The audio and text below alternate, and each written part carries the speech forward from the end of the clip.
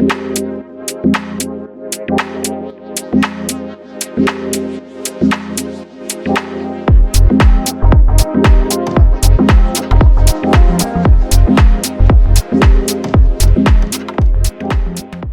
Alexandre. Bonjour Mathilde. Alors merci beaucoup de nous accorder cette interview aujourd'hui. Donc voilà, on va te poser un petit peu des questions sur toi, sur ton parcours à Kedge et puis maintenant sur ta vie aussi professionnelle, ce que tu fais et pourquoi tu le fais. Donc dans un premier temps, tu peux commencer par te présenter. Je m'appelle Alexandre Morer, je suis d'origine alsacienne. J'ai un parcours, on va dire, assez alsacien puisque j'ai commencé après le bac à être en DUT plutôt sur le côté assez biologique. Par la suite, j'ai poursuivi plutôt sur le côté vin et le côté commercial, donc en licence vin et commerce. Par la suite, je suis parti sur Bordeaux pour venir en fait faire un master en management des vins et spiritueux, donc à l'école Kedge de Bordeaux.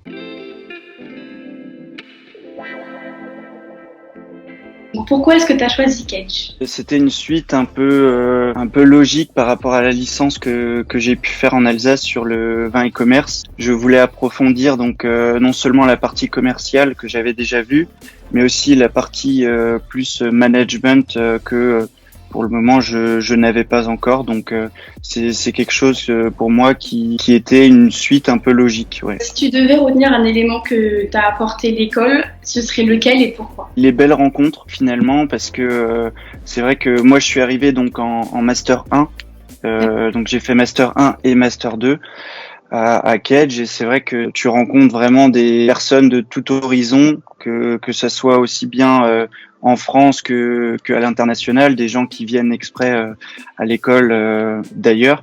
Donc c'est vrai que c'est riche en culture, c'est riche en contact. On y passe vraiment des très bons moments. Est-ce que tu avais une association à Kedge ? Alors non, alors j'ai presque envie de dire malheureusement, étant donné que moi j'ai fait un master spécialisé, donc on l'appelle MVS. Et c'est vrai que on n'avait pas forcément la possibilité d'adhérer à des assos comme le programme Grandes Écoles peut le faire. On avait quelques petites choses comme l'AOC Kedge, il me semble, où ça effectivement c'était possible d'y adhérer. D'autres petites choses aussi, mais beaucoup moins que d'autres formations. Est-ce que, donc, à défaut d'avoir fait des associations, tu as pu réaliser des stages avec ton master ? La première année, c'est à temps plein à Kedge. Premier semestre, cours normaux.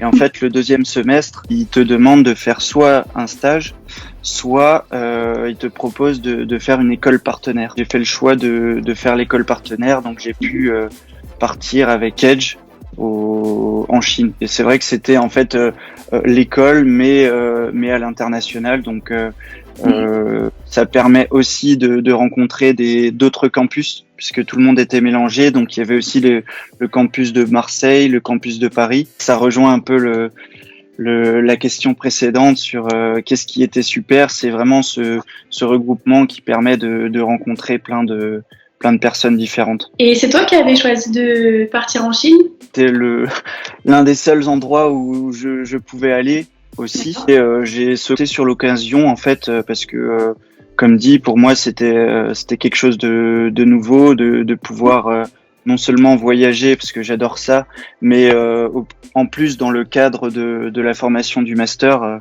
je trouvais ça super. Est-ce que pour tes stages et puis par la suite tu as exploité le réseau de Kedge que tu t'es créé finalement pendant tes stages ou pendant ton expérience à l'école ? Je pense que oui, étant donné que la deuxième année en fait il fallait trouver une alternance. Il me semble que c'était une semaine à l'école et 3 semaines en entreprise. D'accord. Bon, moi, je vais pas forcément rentrer dans les détails, mais j'avais eu quelques soucis d'entreprise au début. Je pensais en avoir une et au final, ça n'était plus le cas. J'ai dû un petit peu rebondir et c'est vrai que l'équipe Kedge a quand même pu bien m'aiguiller et bien m'épauler aussi. Donc, c'est vrai que le réseau alumni peut être grandement efficace et grandement intéressant. Une aide supplémentaire.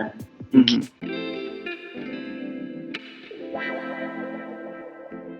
est-ce que tu peux nous expliquer ton parcours une fois que tu as été diplômé de Cage et qui t'a amené jusqu'à ton métier actuel? Est-ce que tu fais en ce moment? La deuxième année du master, on est en alternance pour la partie MVS. Moi, je l'ai fait au sein d'une cave coopérative viticole dans la région de Bordeaux. Donc, à la fin de ce master, ils ont proposé donc de me garder sur un contrat en CDD.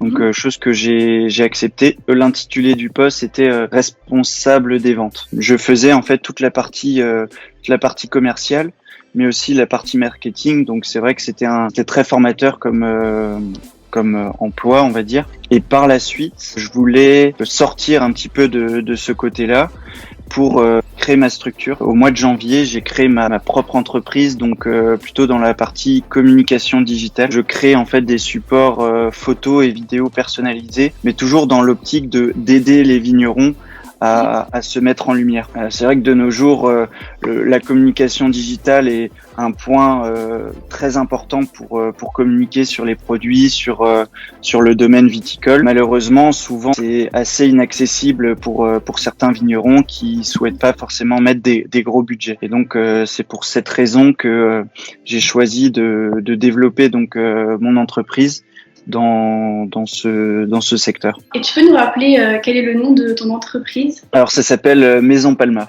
Pourquoi le vin? Est-ce que c'est quelque chose qui t'a toujours passionné ou tu l'as découvert un peu plus tard? Alors c'est quelque chose qui m'a toujours intéressé. Je suis issu aussi d'une famille viticole en Alsace, donc je baigne dedans depuis tout jeune. Pour moi, c'était une suite logique des choses où c'est un domaine qui m'intéressait et puis je voulais l'allier finalement au côté commercial et au côté un peu marketing aussi. Tu es aujourd'hui un entrepreneur.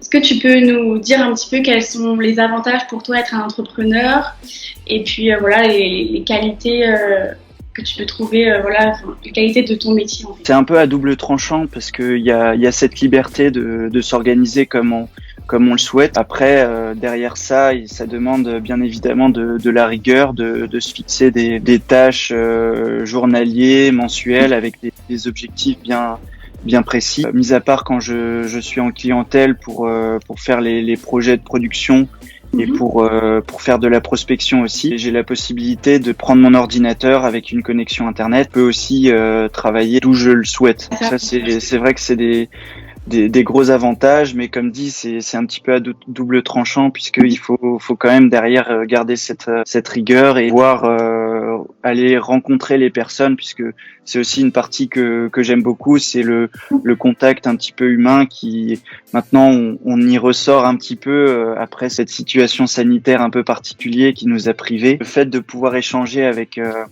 surtout des vignerons qui aiment échanger, qui aiment quand même ce côté partage. C'est assez agréable, oui. Le petit mot de la fin, est-ce que tu aurais un conseil à donner aux cageurs qui veulent faire de l'entrepreneuriat mais qui n'osent pas se lancer? Lancez-vous, c'est vrai que ça fait peur. C'est assez flippant au début, mais c'est vrai que petit à petit, en fait, faut laisser le temps au temps et puis un pas après l'autre, quoi. Moi, c'est vrai que c'est encore une jeune entreprise, donc je veux dire là, pour le moment, tout se goupille bien, mais je suis déjà tombé devant des murs où il a fallu essayer de les contourner, passer au-dessus.